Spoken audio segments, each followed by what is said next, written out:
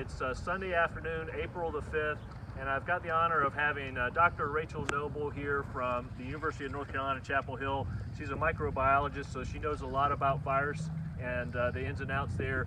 My first question for Rachel is, yesterday there was a 15% increase in the number of positive cases in North Carolina. Can you kind of give us your expert opinion on this, on what's happening in North Carolina right now? I think the total case counts, when you look at the numbers, they're disconcerting, and there's reason for a high level of concern.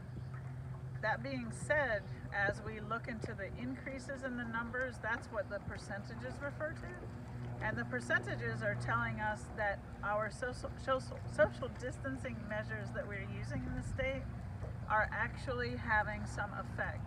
So the increase, the relative increase in cases over time, that relative increase is slowing a very small bit each day, but it's important for us to be seeing that with the kinds of changes in behavior that people have taken. The other thing that's very important for people to remember, however, is that we're not testing every single person in North Carolina, nor across the United States, nor globally, that has COVID-19 symptoms. We're testing those individuals that have come for medical assistance, and we're testing those individuals who have needed or have posed a high risk as far as the infections are concerned. So in the state of North Carolina, the current guidance is that if you have COVID-19 symptoms, that if you are able to, you remain at home and are largely not being tested. So of course that entire population of people is not being reflected in our case count. So we have to be very, very careful with an over feeling of being able to feel like we are able to relax the types of changes that we've made to our social behaviors. We have to be very, very careful about that, and we have to think about that carefully. Great. And Dr. Noble, what would you suggest that we do? What can we do better as a community?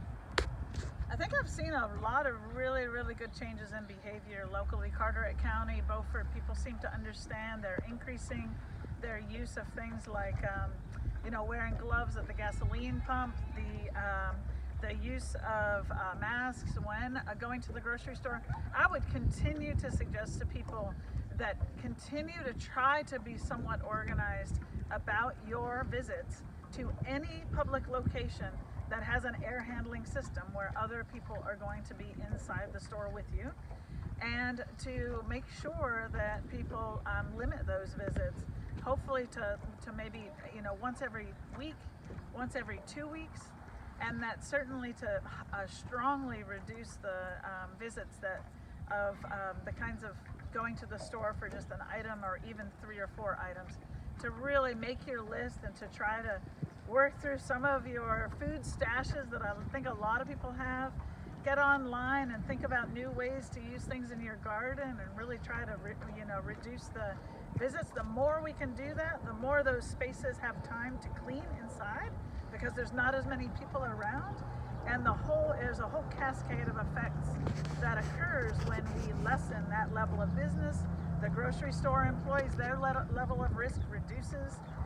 Everything really begins to drop off. So that's another change that I think people can continue to make and do even better. Right.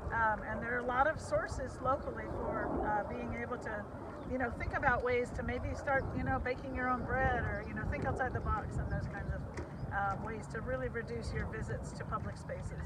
Well, great. Well, Dr. Noble, thank you for carving out time to give us your insights today. I failed to mention that Dr. Noble is a Beaufort resident. She and her family are here, so thank you, Beaufort.